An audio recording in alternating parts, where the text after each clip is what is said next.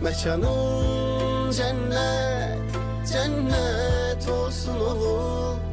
İyul ayının 12'sinde hain Ermeniler Tovuz rayonunun ərazisində növbəti dəfə təxribata əl atdılar.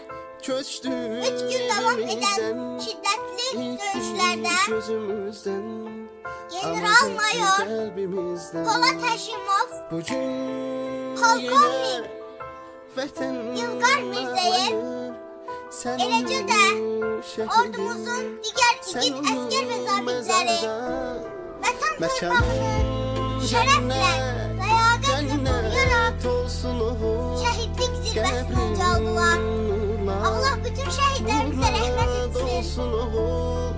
Güclü və qüdrətli Azərbaycan ordusuna parlaq qələbə arzu edirəm. Canımızdan əziz ana torpağım, çox batıb nahaqdan qana torpağım. Olmayan ateşdən yana torpağım, bizimdir qələbə. Zəfər dastanı